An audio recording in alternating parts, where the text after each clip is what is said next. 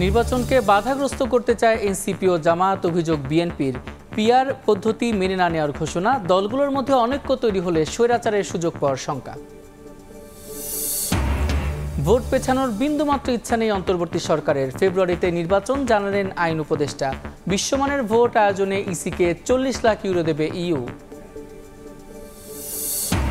নির্বাচনের আগে বড় ধরনের সাইবার হামলার আশঙ্কা, টার্গেট হতে পারে আর্থিক খাত সহ বিভিন্ন সেক্টর, জানালেন বিশেষ সহকারী তৈয়ব। ডাকসু নির্বাচনে প্রশাসনের বিরুদ্ধে পক্ষপাতের অভিযোগ, ছাত্র শিবির সমর্থিত প্যানেলের, উড়িয়ে দিলেন রিটার্নিং অফিসার।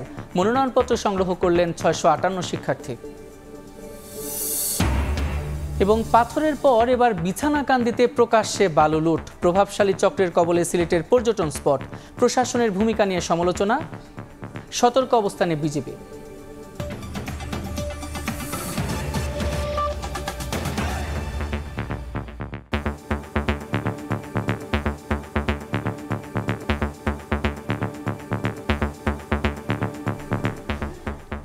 প্রবাসের সময় সঙ্গে আছি আমি সাদিক হাসান ইমন।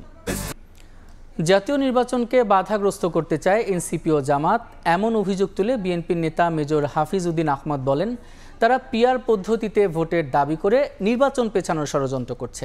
এদিকে প্রতিহিংসার রাজনীতি থেকে বেরিয়ে আসার আহ্বান জানিয়ে দলের ভারপ্রাপ্ত চেয়ারম্যান তারেক রহমান বলেন, জনগণের অধিকার প্রতিষ্ঠার একমাত্র পথ নির্বাচন।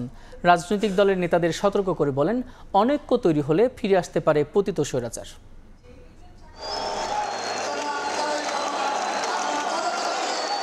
জাতীয়তাবাদী স্বেচ্ছাসেবক দলের ৪৫তম প্রতিষ্ঠাবার্ষিকীর আলোচনা সভা মঙ্গলবার বিকেলে রাজধানীর শেরেবাংলা নগরের চিন্মৈত্রী সম্মেলন কেন্দ্রে।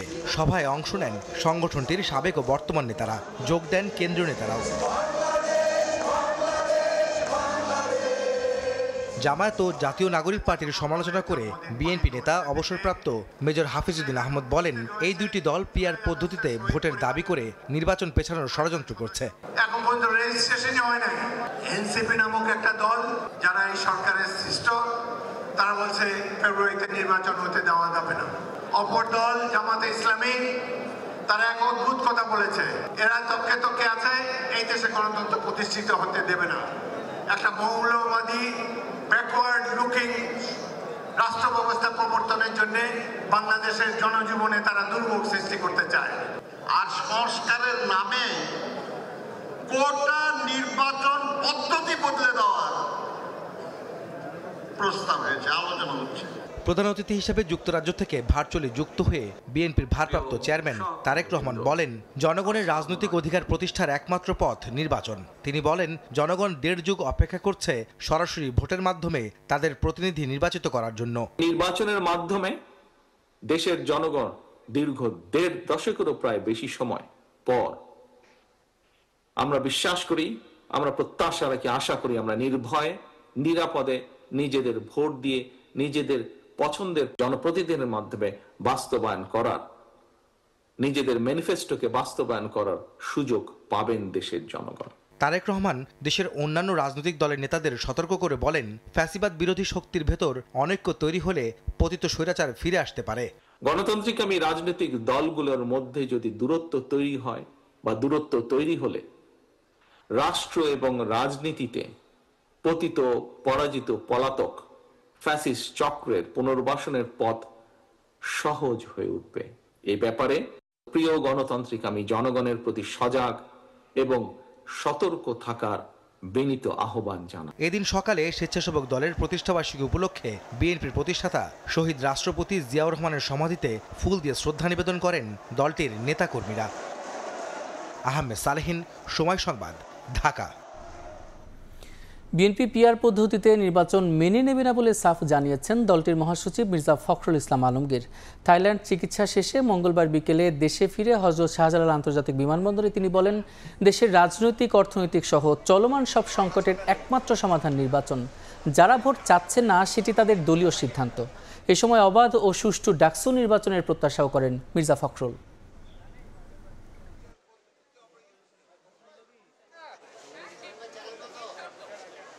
পিআর পদ্ধতি এই দেশের মানুষ ইউজ না, তারা বোঝেও না, তারা ঠিকমতো জানেও না।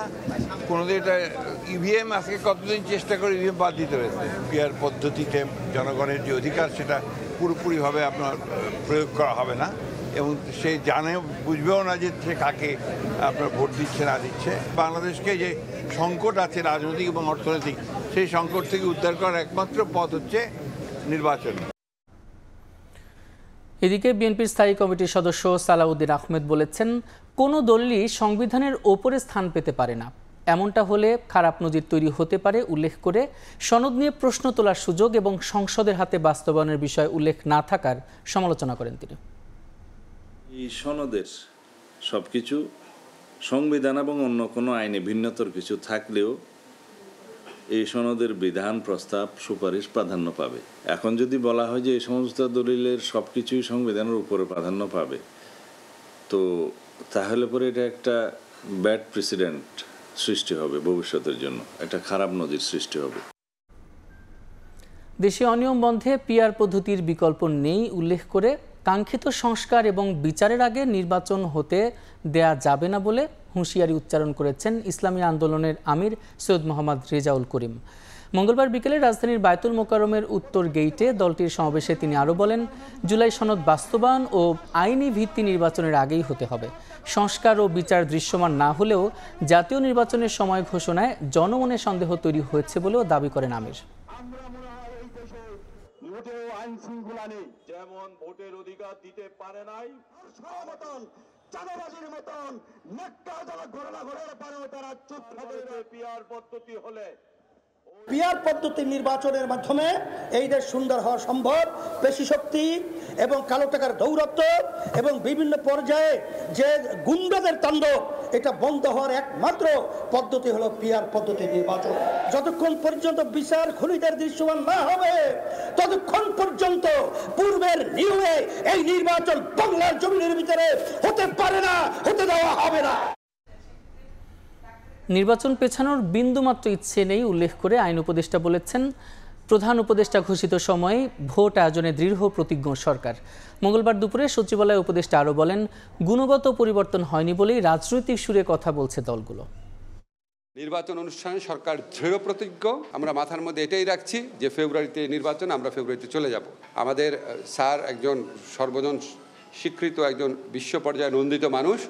উনি নিজে ঘোষণা করেছেন এবং ওনার এই ঘোষণার থেকে আমাদের পিছিয়ে আসার বিন্দুমাত্র চিন্তা নাই। সংস্কারমূলক কাজ দ্রুততর করার জন্য আমরা যে ব্যারিস্টার তানিম শাওন আছে, অবৈতনিকভাবে আমাদের এখানে সার্বক্ষণিক একজন কনসালটেন্ট হিসেবে কাজ করছেন। দুর্নীতি দমন কমিশন সংক্রান্ত আইন, বিচার বিভাগীয় সংস্কার কমিশনের আইন, নির্বাচন কমিশন সংস্কার কমিশন আইন, এগুলির মধ্যে যেগুলি আমাদের মন্ত্রণালয়ের পক্ষ থেকে করার কথা আর কি, আমার ধারণা আগামী 1-2 মাসের মধ্যে সব শেষ হয়ে যাবে। আন্তর্জাতিক মানের নির্বাচন আয়োজনে নির্বাচন কমিশনকে 40 লাখ ইউরো সহায়তা দেবে ইউরোপীয় ইউনিয়ন। মঙ্গলবার সকালে সিইসির সঙ্গে বৈঠক শেষে ইইউ এর রাষ্ট্রদূত মাইকেল মিলার এই ঘোষণা দেন। জানান, আগামী মাসে বাংলাদেশে আসছে ইইউ এর প্রাক নির্বাচনী পর্যবেক্ষক দল। জাতীয় সংসদ নির্বাচন সামনে রেখে ইসির সঙ্গে নিবিড়ভাবে কাজ করতে আগ্রহী ইউরোপীয় ইউনিয়ন। বিভিন্ন সময়ে সহযোগিতা করার প্রস্তাবও দিয়েছে জোটটি। এরই ধারাবাহিকতায় মঙ্গলবার কমিশনে আসে ইইউ প্রতিনিধি দল। প্রধান নির্বাচন কমিশনার এএমএম নাসির উদ্দিনের সঙ্গে বৈঠক করেন বাংলাদেশে নিযুক্ত ইইউ রাষ্ট্রদূত মাইকেল মিলারের নেতৃত্বে 6 সদস্যের প্রতিনিধি দল। প্রায় 1.5 ঘন্টার বৈঠক শেষে রাষ্ট্রদূত জানান, নির্বাচন কমিশনকে 40 লাখ ইউরো সহায়তা দিতে চায় ইউরোপীয় union. We'll be here to ensure that there is a strong focus on citizen observation in the coming elections, and of course here also voter education.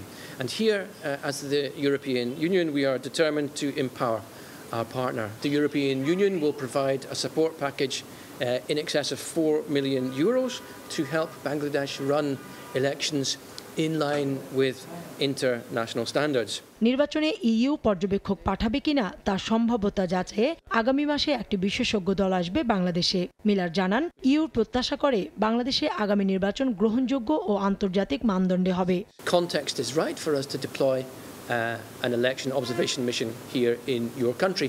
So we are looking at feasibility and we are looking at the advisability. এর আগে গত 16 March নির্বাচন কমিশনের সঙ্গে বৈঠক করে ইউরোপীয় union. কাউসার চৌধুরী কুমু, সময় সংবাদ, ঢাকা।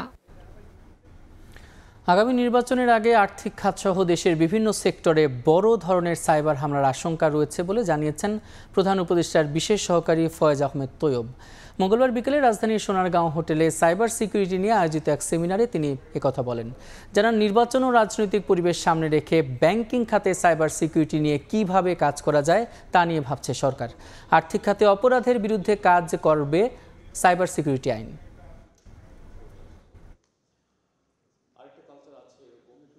তারা হয়তো আমাদের সাথে শীঘ্রই যোগ দেবেন। এছাড়া আমাদের সাথে আছেন আমাদের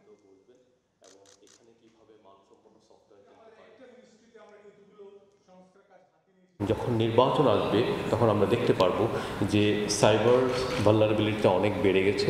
এটা শুধু দেশের ভিতর থেকেই হবে না, দেশের বাইরে থেকেও হবে। এবং আমাদের কাছে আমাদের যে বিভিন্ন যে ইন্টেলিজেন্স আছে সেটার মধ্যে তারা অলরেডি আমাদেরকে এই বিষয়ে ওয়ার্নিং করছে যে নির্বাচন উপলক্ষে বাংলাদেশের software industry irrespective of banking and others seriously impacted হবে। ডাকসু নির্বাচনে প্রশাসনের বিরুদ্ধে পক্ষপাতের অভিযোগ তুলেছে ছাত্রশিবির সমর্থিত প্যানেল। অভিযোগ উড়িয়ে দিয়ে রিটার্নিং অফিসার বলেন, শিক্ষার্থীদের সুবিধায় একদিন বাড়ানো হয় সময়। তিনি জানান, নির্বাচনে বিভিন্ন পদে মনোনয়নপত্র সংগ্রহ করেছেন 658 শিক্ষার্থী।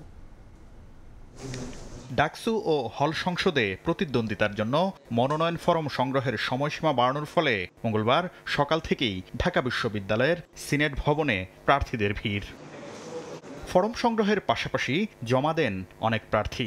তাদের বেশিরভাগই স্বতন্ত্র প্রার্থী হিসাবে নির্বাচন করবেন। আবাসন সংকট নিরসন ও ক্যান্টিনের খাবারের মানোন্নয়ন সহ নানা প্রতিশ্রুতি দেন তারা। বিশ্ববিদ্যালয়ের জন্য যেন কোনো কাজ করতে পারি, এই জন্যই আসলে এই নির্বাচনটা করা। খেলার মাঠগুলোকে উন্নততর করার জন্য আমার সর্বোচ্চ প্রচেষ্টা থাকবে। শিক্ষার্থী বান্ধব একটা পরিবেশ তৈরি করা ক্যাম্পাসে।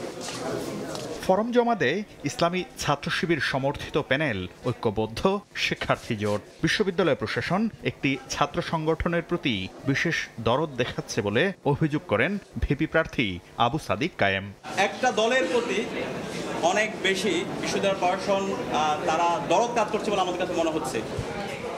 আর প্যানেল ঘোষণা না হলেও এদিন মনোনয়ন ফরম সংগ্রহ করেন ছাত্রদলের কয়েকজন নেতা। সাধারণ শিক্ষার্থীদের প্রতিনিধি হয়ে আমি 40,000 সাধারণ শিক্ষার্থীদের জন্য কাজ করতে চাই, নারী শিক্ষার্থীদের পক্ষে। এদিকে মধুর ক্যান্টিনে সংবাদ সম্মেলন করে শেখ তাসনিম ইমিকে ভিপি, মেঘমোল্লার বসুকে জিএস ও জাবির আহমেদ জুবেলকে এজিএস প্রার্থী করে পূর্ণাঙ্গ প্যানেল ঘোষণা করে প্রতিরোধ পর্ষদ। ৭১-এর গণহত্যাকারী শক্তি, 24-এর গণহত্যাকারী শক্তি, তাদের বিরুদ্ধে যে যুগপৎ গণতান্ত্রিক আন্দোলন, সেই গণতান্ত্রিক আন্দোলন আমরা গড়ে তুলব। আর লেভেল প্লেইং ফিল্ড বিদ্যমান জানিয়ে চিফ রিটার্নিং অফিসার বলেন, কোনো সংগঠনের চাপে নয়, শিক্ষার্থীদের সুবিধার্থেই বাড়ানো হয়েছে মনোনয়ন ফরম বিতরণ ও জমাদানের সময়সীমা। লেভেল প্লেইং ফিল্ড এখনো বর্তমান, আমাদের দিক থেকে এটাকে এনশিওর করার জন্য সর্বাত্মক চেষ্টা চলতেছে। বুধবার মনোনয়ন জমা দেওয়ার শেষ তারিখ। আগামী 9 সেপ্টেম্বর অনুষ্ঠিত হবে ডাকসুর ভোট। শাকিন আহমেদ, সময় সংবাদ, ঢাকা।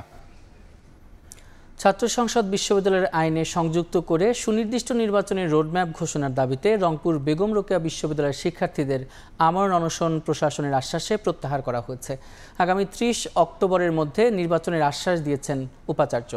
মঙ্গলবার রাত বিশ্ববিদ্যালয়ের ভিসি ডক্টর শওকত আলী প্রতিশ্রুতি দেওয়ায় ডাবের পানি পান করে অনশন ভাবেন শিক্ষার্থীরা। গত 3 দিন ধরে বেগম রোকেয়া বিশ্ববিদ্যালয়ের প্রশাসনিক ভবনের উত্তর গেইটে ছাত্র সংসদ বিশ্ববিদ্যালয়ের আইনে সংযুক্ত করে সুনির্দিষ্ট নির্বাচনী রোডম্যাপ ঘোষণার দাবিতে আমরণ অনশন করেন শিক্ষার্থীরা।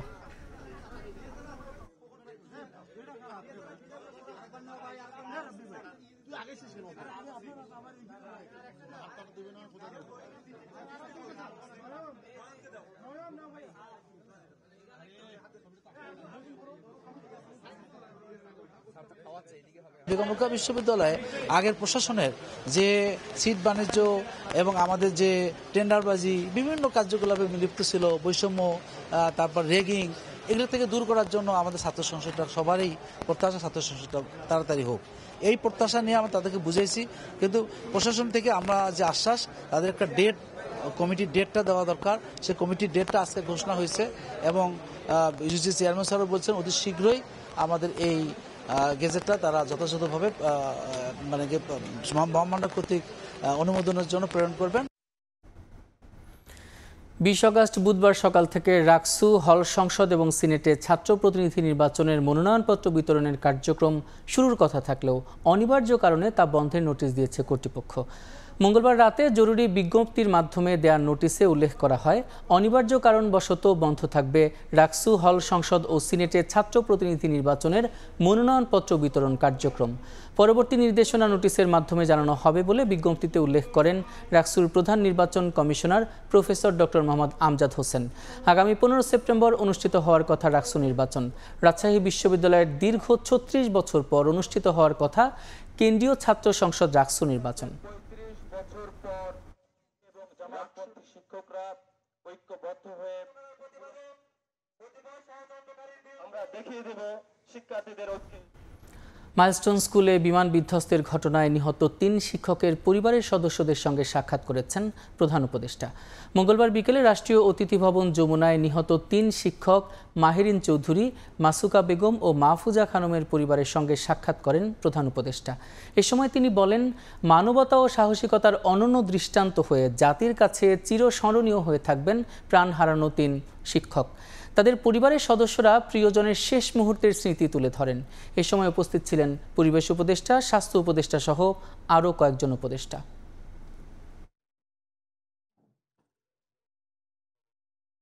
3 ঘন্টা পর সচিবালয়ের সামনে সড়ক ছাড়েন 24-এর অভ্যুত্থানে আহত ও শহীদ পরিবারের সদস্যরা।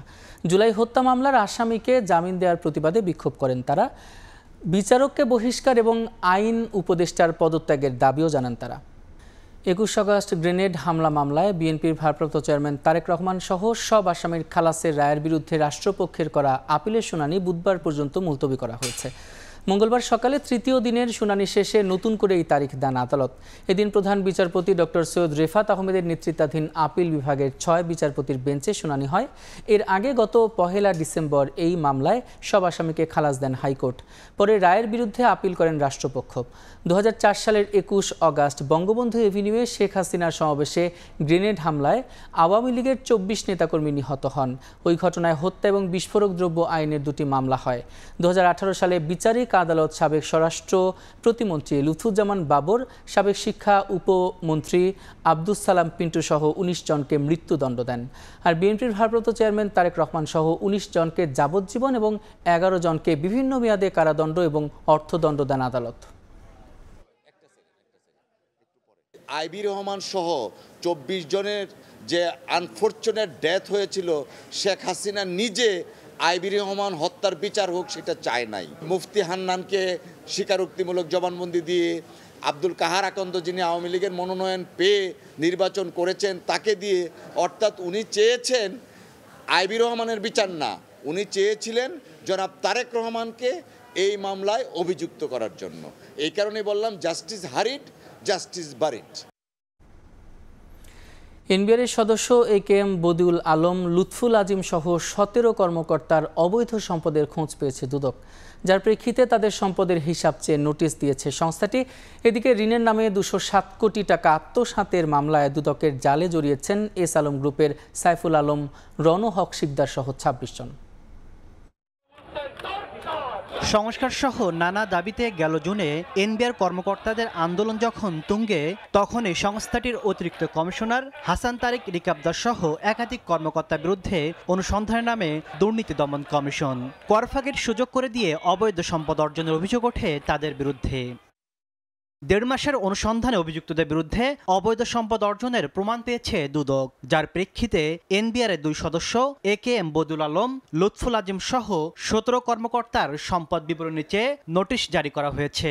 প্রাথমিক তথ্য অনুসন্ধানে জ্ঞাত আয় বহির্ভূত সম্পদ অর্জন করেছেন মর্মে প্রতীয়মান হয় জাতীয় রাজস্ব বোর্ডের 17 জন কর্মকর্তার প্রতি দুর্নীতি দমন কমিশন আইন 2004-এর 26(1) ধারা অনুযায়ী সম্পদ বিবরণী দাখিলের আদেশ জারির সিদ্ধান্ত গৃহীত হয়েছে। এদিকে ঋণের নামে ফার্স্ট সিকিউরিটি ইসলামী ব্যাংক থেকে 207 কোটি টাকা আত্মসাতের অভিযোগে এস আলমের চেয়ারম্যান সাইফুল আলম, শিকদার গ্রুপের রণহক শিকদার, রিক হক শিকদার সহ 26 জনের বিরুদ্ধে মামলা হয়েছে। ব্যাংকের আমানত ঝুঁকিতে রেখে ঋণ পরিশোধের সক্ষমতা বিচার না করে 207 কোটি টাকারও বেশি অর্থ উত্তোলন এবং স্থানান্তর, রূপান্তর, হস্তান্তর করার অপরাধ অনুসন্ধানকালে প্রমাণিত হয়েছে। এদিন ভুয়া অ্যাকাউন্ট খুলে 2,60,00,000 টাকা আত্মসাতের অভিযোগে গাজীপুর সিটির সাবেক মেয়র জাহাঙ্গীর আলম সহ 7 জনের বিরুদ্ধেও মামলা করেছে দুদক। তাসলিম তৌহিদ, সময় সংবাদ, ঢাকা। গ্যাসের দাম বাড়ানো নিয়ে এই মুহূর্তে চাপে রয়েছে সরকার। তবে উদ্যোক্তা এবং সাধারণ মানুষের অসন্তোষের কথা মাথায় রেখে আপাতত গ্যাসের দাম বাড়ানো হচ্ছে না বলে জানিয়েছেন অর্থ উপদেষ্টা। সচিবালয়ে সরকারি ক্রয় সংক্রান্ত উপদেষ্টা পরিষদ কমিটির বৈঠক শেষে একথা জানান তিনি। এদিন 3,219 কোটি টাকা ব্যয়ে 11টি প্রস্তাব অনুমোদন দেওয়া হয়, যেখানে 3 কার্গো এলএনজি, 2,45,000 মেট্রিক টন সার এবং 15,000 মেট্রিক টন রক সালফার ক্রয়ের আলাদা প্রস্তাব অনুমোদন দিয়েছে সরকার।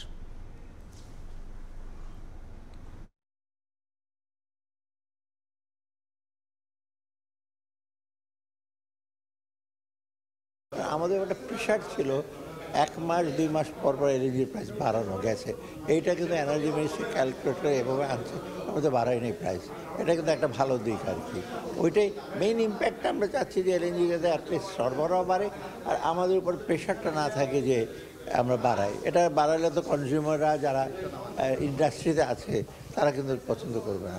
অতএব আমাদের দৃষ্টিটা ওইদিকে বেশি আর কি, সাপ্লাইটা এসে করা আর প্রেশার। এখন ভবিষ্যতে কি হয় যদি এলএনজিতে আমরা যেটা প্রয়োগ করছি মোটামুটি রিজনেবল দামে আর কি। প্রভাবশালী লুটেরা চক্রের কবলে সিলেটের পর্যটন স্পটগুলো। সাদা পাথর এবং রাংপানিতে পাথর লুটের পর এবার চক্রটির হাত পড়েছে বিছানাকান্দির বালুতে। পিয়াইন নদীতে বোমা মেশিন দিয়ে প্রকাশ্যে অবাধে চলছে বালু লুট। প্রশাসনের ভূমিকা নিয়েও বিস্তর অভিযোগ স্থানীয়দের। দিনের সিনের ছবিতে আমিনুল ইসলামের রিপোর্ট।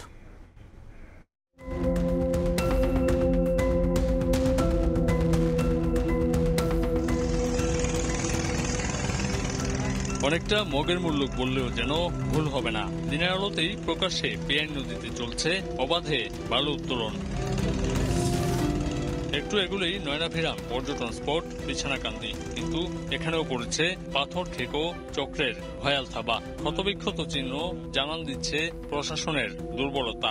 সাধারণ মানুষ বলছে দিনে ও রাতে সমানতালে লুট হচ্ছে বিছানাকান্দির পাথর। প্রতিদিন রাতে এই জায়গায় নৌকা লাগায় পাথর নেয়, বুঝছেন। মেশিন চলতেছে, ওরা মানে অন্য সিস্টেমে চালাইতেছে। বিছানাকান্দি আকর্ষণীয় পর্যটন স্পট হলেও টুরিস্ট পুলিশের দেখা না পাওয়ার অভিযোগ রয়েছে বিস্তর। মঙ্গলবার সকাল 9টা থেকে দুপুর 1:30টা পর্যন্ত তাদের দেখা পায়নি সময় সংবাদও। তারা তো মূলত ডেইলি মূলত আসে চলে যায়, দেখাশোনা করিয়ে চলে যায়। বিজিবির টহল থাকলেও কিভাবে হলো লুটপাট তা জানার চেষ্টা করে সময় সংবাদ। পাথর যে কখন নিছে, কিভাবে নিছে আমি সঠিক জানি না, কিন্তু আমি স্টিল নাও যতক্ষণ এখানে আসি আশা করি পাথর তো না, আমি বালু পর্যন্ত এখান থেকে হিলতে দেবো না।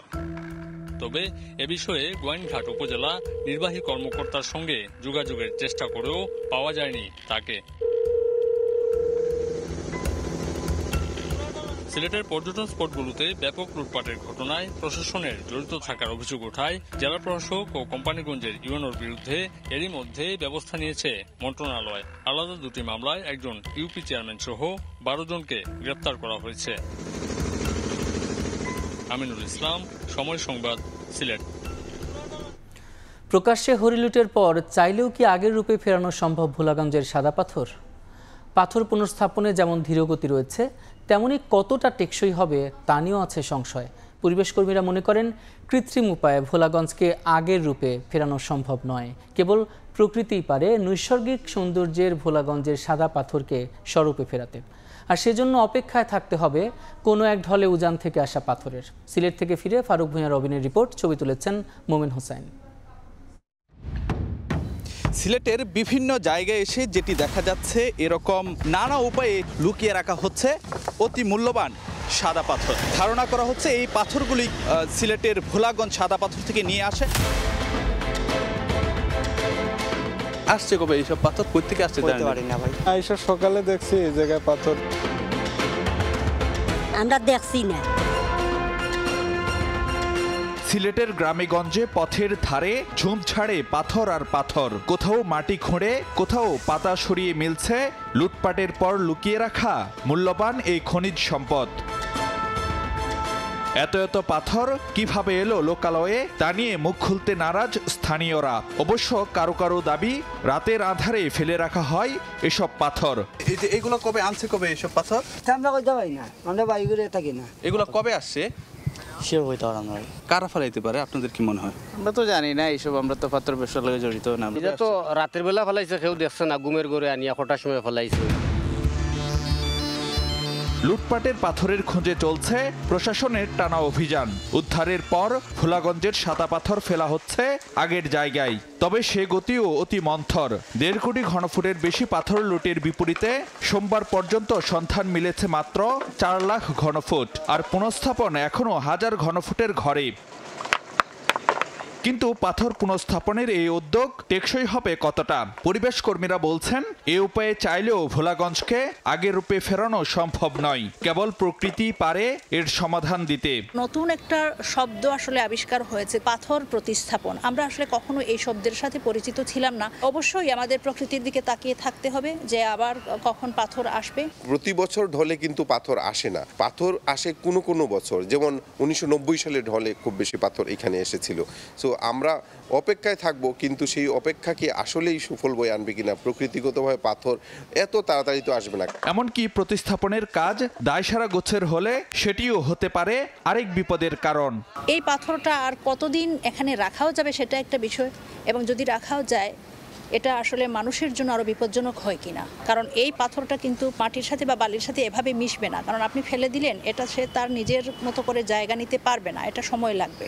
সোমবার সিলেটের জেলা প্রশাসকের পদ হারানোর আগে শের মাহবুব মুরাদ সময় সংবাদকে জানান বিশেষজ্ঞদের পরামর্শে নেওয়া হবে পদক্ষেপ। প্রতিস্থাপনের কাজটা সেটা আসলে একেবারে সমগতিতে এগিয়ে চলছে। এটা একটা সময় সাপেক্ষ এবং সময় সাপেক্ষ বিষয়, সবসময় একরকম পেস দেখা যাবে না। যেভাবে এটা রিপ্লেস করা হচ্ছে তাতে আসলে পূর্বের রূপে ফিরে আসবে কিনা সেজন্য বিশেষজ্ঞের মতামত দরকার। আমরা বিশেষজ্ঞদের সাথেও যোগাযোগ করব, তাদের সাথে আমরা কথা বলব। তবে পাথর প্রতিস্থাপন যেন অর্থলুটের আরেক প্রকল্পে রূপ না নেয় এ ব্যাপারেও সতর্ক করছেন অনেকে। পাথর, মেঘ, পাহাড় আর জলধারা একসঙ্গে এত সব প্রাকৃতিক সৌন্দর্য দেখতে দেশের নানা প্রান্ত থেকে পর্যটকরা এসে থাকেন সিলেটের ভোলাগঞ্জে।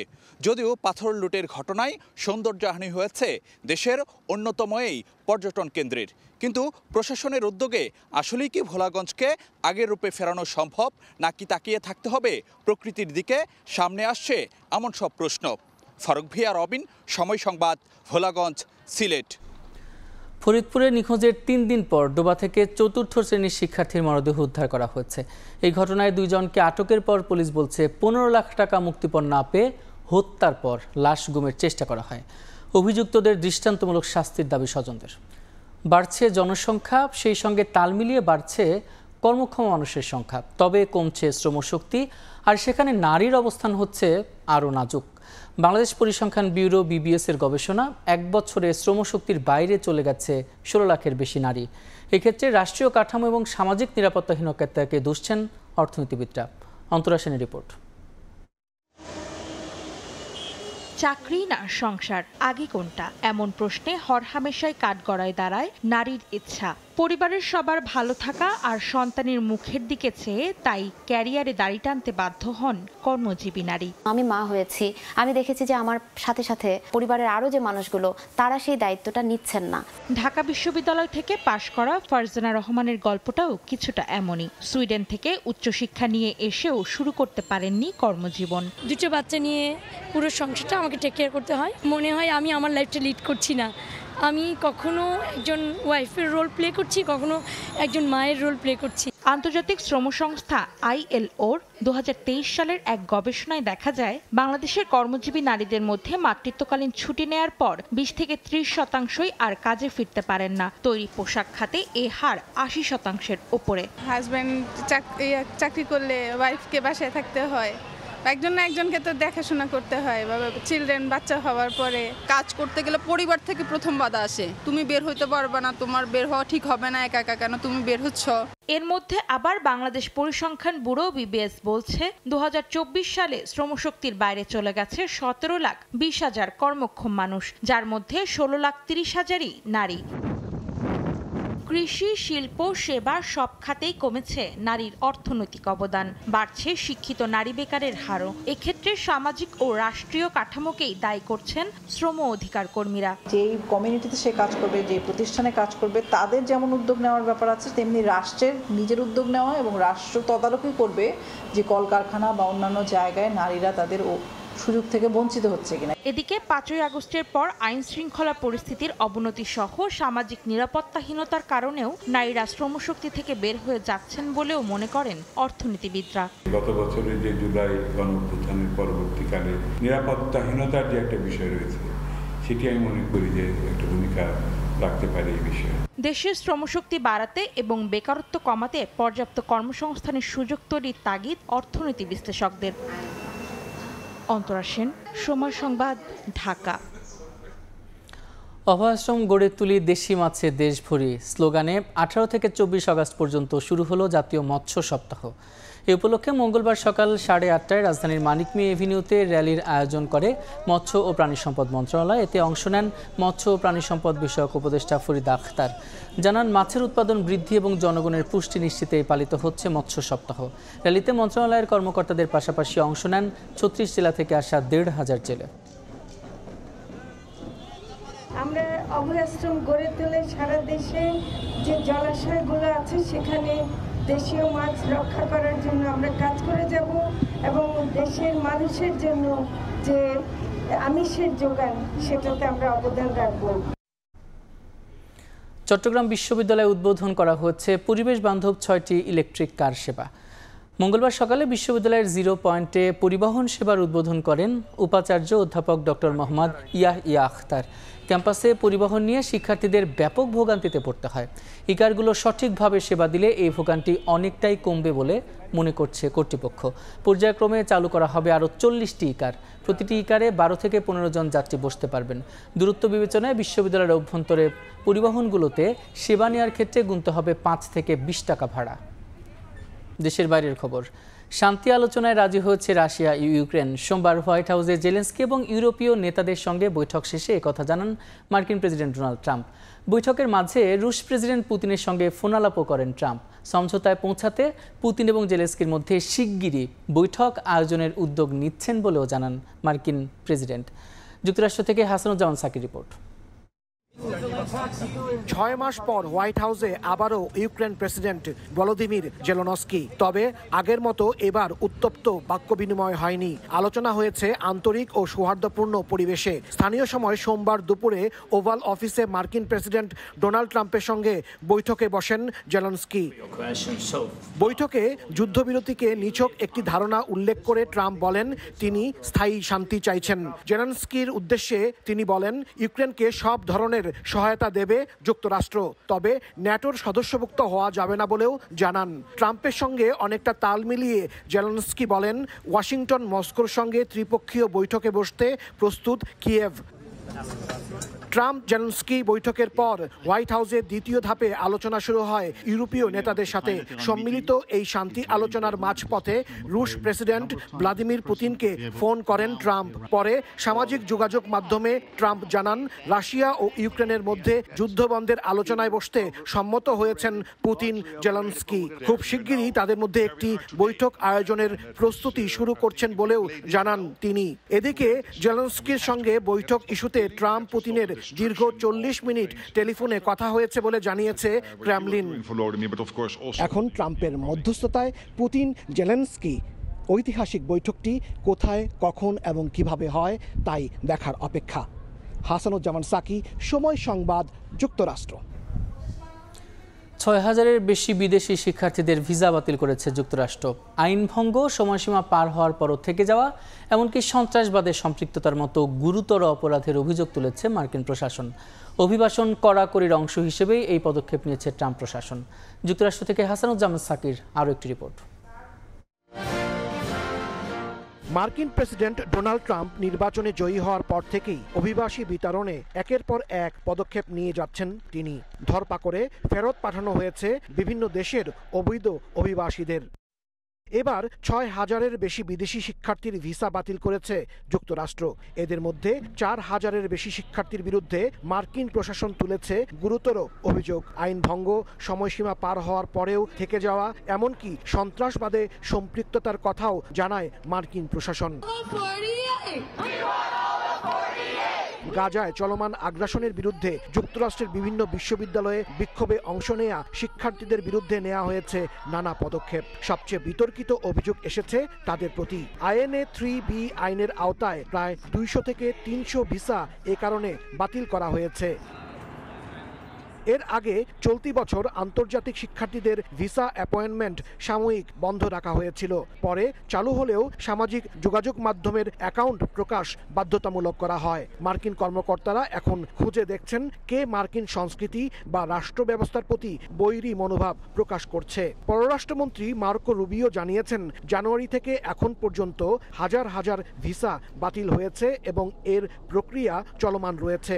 তবে ডেমোক্রেটরা এটিকে বিচার প্রক্রিয়ার উপর আঘাত হিসেবে বর্ণনা করছে। যুক্তরাষ্ট্রে এখনো 2 শতাধিক দেশের 11 লাখের বেশি বিদেশি শিক্ষার্থী পড়াশোনা করছেন। হাসানুজ্জামান সাকি, সময় সংবাদ, নিউ ইয়র্ক, যুক্তরাষ্ট্র। যুক্তরাজ্য যুবদলের নব অনুমোদিত পূর্ণাঙ্গ কমিটির পরিচিতি সভা অনুষ্ঠিত হয়েছে। গত সোমবার সন্ধ্যায় লন্ডনের রয়্যাল রিজেন্সি হলে এই অনুষ্ঠান আয়োজিত হয়। অনুষ্ঠানে যোগ দিতে যুক্তরাজ্যের বিভিন্ন শহর থেকে সমবেত হন নেতাকর্মীরা। এই সময় উপস্থিত ছিলেন যুক্তরাজ্য যুবদলের সভাপতি আফজাল হোসেন এবং প্রধান অতিথি জাতীয়তাবাদী যুবদলের কেন্দ্রীয় কমিটির সভাপতি আব্দুল মোনায়েম মুন্না। এ সময় নেতাকর্মীদের উদ্দেশ্যে করে তিনি বলেন, দেশের গণতন্ত্র ফিরিয়ে আনতে এবং ফ্যাসিবাদ মুক্ত করতে বিএনপির ভারপ্রাপ্ত চেয়ারম্যান তারেক রহমানের 31 দফা বাস্তবায়নে একযোগে কাজ করতে হবে। সভায় অতিথি হিসেবে বক্তব্য রাখেন যুক্তরাজ্য বিএনপি সভাপতি, প্রধান উপদেষ্টা সহ আরও অনেকে।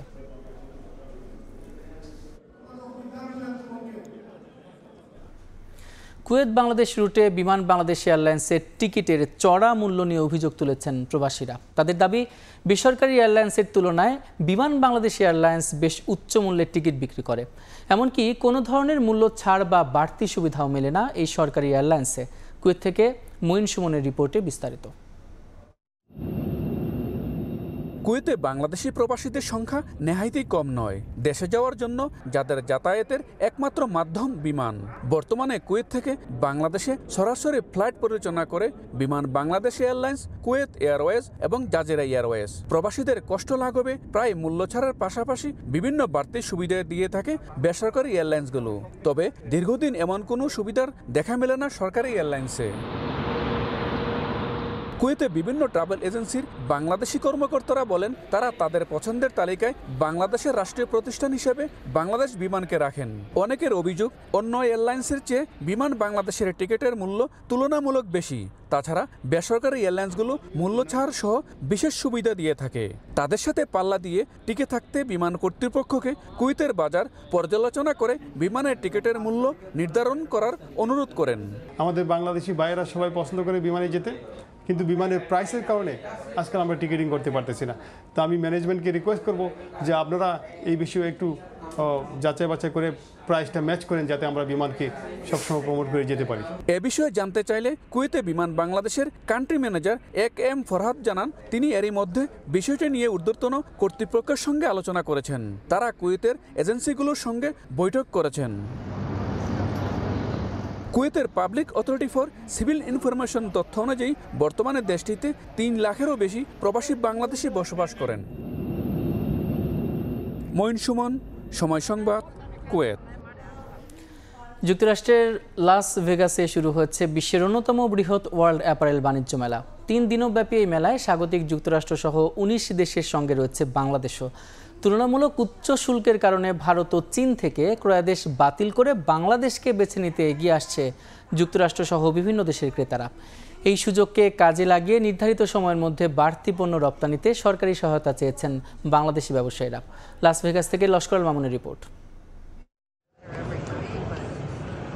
লাস ভেগাস কনভেনশন সেন্টারে আয়োজিত এবারের বাণিজ্য মেলায় অংশ নিয়েছে বাংলাদেশের তৈরি পোশাক শিল্প বাইং হাউজের কয়েকটি প্রতিষ্ঠান। প্রতিযোগী দেশের তুলনায় শুল্ক কম হওয়ায় সুবিধাজনক অবস্থায় রয়েছে বাংলাদেশ। রপ্তানিমুখী তৈরি পোশাক খাতের মালিকরা জানান, মার্কিন ক্রেতাদের কাছ থেকে বাড়তি ক্রয়াদেশের চাহিদাও বাড়ছে। ফিরতে শুরু করেছে আগের স্থগিত হওয়া ক্রয়াদেশও। তৈরি পোশাক রপ্তানিতে বিশ্ববাজারে বাংলাদেশের প্রতিযোগী ভিয়েতনাম, চীন, Bharat, Indonesia, Mexico, Honduras, Cambodia, Pakistan ও কোরিয়া। ট্রাম্পের শুল্ক আরোপে এরই মধ্যে অনেক দেশই বিপাকে পড়েছে। আলোচনা আর দর কষাকষির মাধ্যমে শেষ পর্যন্ত ৩৫% থেকে কমিয়ে তা ২০% করায় স্বস্তিতে ফেরে বাংলাদেশ।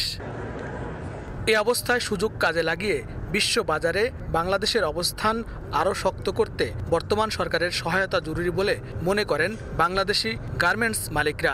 সরকারের সহযোগিতা চাই, আমরা বিভিন্ন দেশে এক্সপোর্ট করতে চাই ব্যবসাটা। আপনারা আমাদের সাথে থাকেন, আমাদেরকে একটু সাবসিডাইজ করেন, আমরা যাতে আগামী মেলাতে 50 জন আসতে পারি, 100 জন আসতে পারি। গতবার 34টা কোম্পানি এখানে এসেছিল বাংলাদেশ থেকে, এবার অনেক কমে গেছে।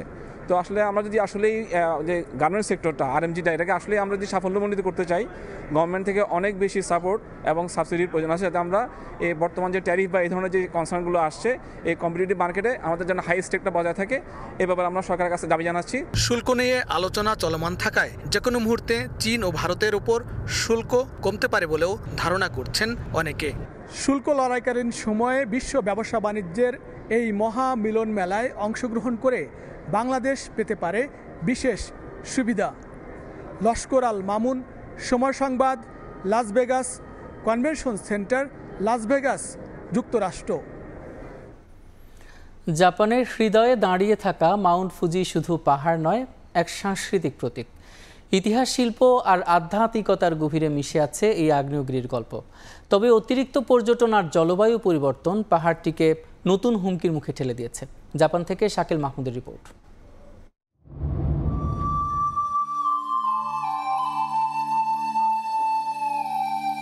প্রায় ৩৭৭৬ মিটার উঁচু মাউন্ট ফুজি জাপানের সর্বোচ্চ শৃঙ্গ। টোকিও থেকে মাত্র ১০০ কিলোমিটার দক্ষিণ পশ্চিমে অবস্থিত এই পাহাড়কে দেশটির প্রাকৃতিক বিশ্বের শ্রেষ্ঠ প্রতীক বলা হয়। ১৭০৭ সালে সর্বশেষ অগ্নুৎপাতের পর থেকে নিস্তব্ধ থাকলেও আজও ফুজি জাপানের ভূতাত্ত্বিক ইতিহাসের জীবন্ত সাক্ষী। প্রাচীনকাল থেকে মাউন্ট ফুজি জাপানের শিল্প, কবিতা ও আধ্যাত্মিক জীবনের অবিচ্ছেদ্য অংশ। অসংখ্য চিত্রকর্ম, কবিতায় ধরা পড়েছে এর রূপ। এমনকি বহু তীর্থযাত্রী এটিকে ধ্যান ও প্রার্থনার কেন্দ্র হিসেবে দেখেন। ২০১৩ সালে সাংস্কৃতিক নিদর্শন হিসেবে ইউনেস্কো ওয়ার্ল্ড হেরিটেজ তালিকায় যুক্ত হয় এই পাহাড়। কিন্তু আধুনিক সময়ে মাউন্ট ফুজি নানা সংকটে জর্জরিত। অতিরিক্ত পর্যটনের চাপ, আবর্জনা আর জলবায়ু পরিবর্তনের প্রভাবে এর পরিবেশ ক্ষতিগ্রস্ত হচ্ছে। বিশেষজ্ঞদের মতে যদি এখনই ব্যবস্থা নেওয়া না হয় তবে এই ঐতিহ্যবাহী প্রতীক তার প্রাকৃতিক সৌন্দর্য হারাতে বসবে। দীর্ঘ ৬ বছর হলো জাপানে আছি, কিন্তু মাউন্ট ফুজি আমার কখনো আসা হয়নি দেখতে। এবার প্রথমবার আসলাম, দেখে খুব ভালো লাগলো, খুব সুন্দর। স্থানীয় প্রশাসন ও সংস্থাগুলো কাজ করছে ফুজির সৌন্দর্য রক্ষায়। নতুন নিয়ম, পরিচ্ছন্নতা অভিযান ও পরিবেশ সচেতনতায় নেওয়া হচ্ছে নানা উদ্যোগ। কারণ মাউন্ট ফুজি শুধু জাপানের নয়, পুরো বিশ্বের এক অনন্য প্রেরণা। মোহাম্মদ শাকিল মাহমুদ, সময় সংবাদ, জাপান। দ্বিতীয় পর্যায়ে উপজেলার মিনি স্টেডিয়াম নির্মাণে শুধুমাত্র জমি অধিগ্রহণেই সরকারকে অতিরিক্ত গুনতে হবে ২৯০ কোটি টাকার কাছাকাছি। এছাড়া সীমানা প্রাচীর, ভূমি উন্নয়ন এবং প্যাভিলিয়ন ভবন নির্মাণেও ব্যয় বৃদ্ধি হয়েছে উল্লেখযোগ্য হারে। সব মিলিয়ে সংশোধিত প্রকল্পে ব্যয় বৃদ্ধি হয়েছে ১২০০ কোটি টাকার বেশি। বিপুল অঙ্কের অর্থ খরচ করে স্টেডিয়াম নির্মাণ করা হলেও তার সুফল মিলবে কিনা এমন প্রশ্নে স্টেডিয়াম ব্যবহার নীতিমালা পরিবর্তনের কথা বলছেন যুব ও ক্রীড়া মন্ত্রণালয়ের সচিব। উপজেলা পর্যায়ে মিনি স্টেডিয়াম নির্মাণের দ্বিতীয় ধাপে অনুমোদন ছিল ১৮৬টি স্টেডিয়াম নির্মাণের। সংশোধিত ডিপিপিতে এই স্টেডিয়ামের সংখ্যা এখন ২০১। প্রকল্পের মেয়াদ বেড়েছে ২ বছর আর নির্মাণ ব্যয় বৃদ্ধি করা হয়েছে ১২০০ কোটি টাকারও বেশি। সব মিলিয়ে এই প্রকল্পে ২,৮৫৫ কোটি ৪২ লাখ টাকার অনুমোদন দিয়েছে একনেক। সংশোধিত প্রকল্পে মোট 12টি খাতে ব্যয় বৃদ্ধি করেছে যুব ও ক্রীড়া মন্ত্রণালয়, যেখানে সর্বোচ্চ প্রায় 74% বেড়েছে ভূমি অধিগ্রহণে। আগের প্রকল্পে যা ছিল 390 কোটি 37 লাখ টাকা, বর্তমানে এই খাতে সরকার খরচ করবে প্রায় 680 কোটি টাকা। অর্থাৎ শুধুমাত্র ভূমি অধিগ্রহণেই অতিরিক্ত খরচ হবে 290 কোটি টাকার কাছাকাছি। এরপরই খরচ বেড়েছে সীমানা প্রাচীর নির্মাণে। মূল প্রকল্পে এটি না থাকলেও সংশোধিত প্রকল্পে ব্যয় ধরা হয়েছে প্রায় 267 কোটি টাকা। ভূমি উন্নয়ন খাতে 173 কোটি টাকা থেকে বাড়িয়ে খরচ ধরা হয়েছে 423 কোটি টাকা। এরপরই সবচেয়ে বেশি ব্যয় বৃদ্ধি পেয়েছে প্যাভিলিয়ন ভবন নির্মাণে। এই খাতে খরচ বাড়ানো হয়েছে 158 কোটি টাকারও বেশি। এছাড়াও সাধারণ গ্যালারির নির্মাণ ব্যয় বাড়ানো হয়েছে উল্লেখযোগ্য হারে। প্ল্যানিং কমিশন তারা একটা কমিটি গঠন করে দিয়েছে, অর্থ বিভাগ অনুমোদন করেছে এবং ওই কমিটি গঠন করা কমিটির রিকমেন্ডেশনের প্রেক্ষিতে কিন্তু এই প্রাইসটাকে বেড়েছে। উপজেলা পর্যায়ে মিনি স্টেডিয়াম নির্মাণের দ্বিতীয় ধাপে 1650 কোটি টাকার অনুমোদন দেয় একনেক। প্রথম সংশোধন শেষে এই বাজেট এখন দাঁড়িয়েছে 2855 কোটি টাকার বেশি। এর আগে প্রথম ধাপে প্রায় 74 কোটি টাকা ব্যয়ে 125টি মিনি স্টেডিয়াম নির্মাণ করে যুব ও ক্রীড়া মন্ত্রণালয়, যার অধিকাংশই এখন ব্যবহার অনুপযোগী। তাই প্রশ্ন ওঠে, বিপুল পরিমাণ অর্থ খরচ করার যে উদ্যোগ নিয়েছে সরকার, তা আসলে কতটা ফলপ্রসূ হবে। আমরা একটা নীতিমালা করছি এবং এটা যদিও ক্রীড়া সংস্থার কাছে থাকে, এটা কিভাবে করবে, কি পদ্ধতিতে সেটাকে পরিচালনা করবে, ভাড়া ভিত্তিতে হবে নাকি না এটা একদম সম্পূর্ণ ভাড়া ছাড়া হবে, এই জন্য আমরা একটা নীতিমালা করছি। দ্বিতীয় পর্যায়ে উপজেলায় মিনি স্টেডিয়াম নির্মাণের মেয়াদকাল শুরুতে ছিল 4 বছর।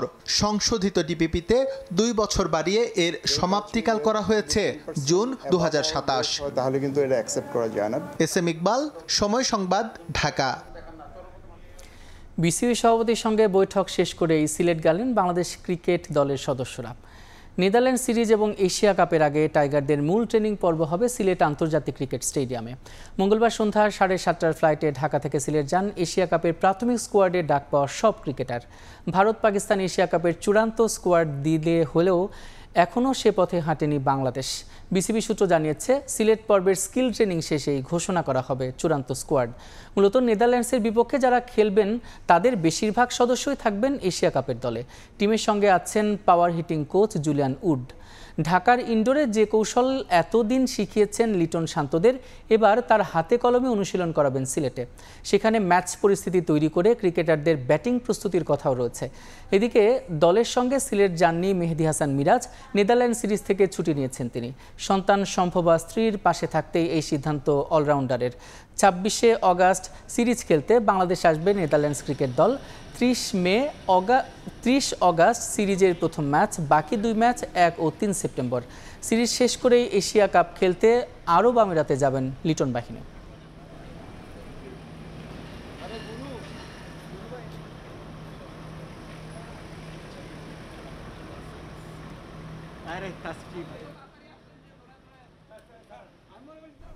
এ পর্যায়ে শীর্ষ সংবাদগুলো জানিয়ে দিচ্ছে আরেকবার। নির্বাচনকে বাধাগ্রস্ত করতে চায় এনসিপি ও জামাত, অভিযোগ বিএনপির। পিআর মেনে না নেওয়ার ঘোষণা, দলগুলোর মধ্যে অনৈক্য তৈরি হলে স্বৈরাচারের সুযোগ পাওয়ার শঙ্কা। ভোট পেছানোর বিন্দুমাত্র ইচ্ছা নেই অন্তর্বর্তী সরকারের। ফেব্রুয়ারিতে নির্বাচন, জানালেন আইন উপদেষ্টা। বিশ্বমানের ভোট আয়োজনে ইসিকে 40 লাখ ইউরো দেবে ইউ। এবং নির্বাচনের আগে বড় ধরনের সাইবার হামলার আশঙ্কা, টার্গেট হতে পারে আর্থিক খাত সহ বিভিন্ন সেক্টর, জানালেন বিশেষ সহকারী তৈয়ব।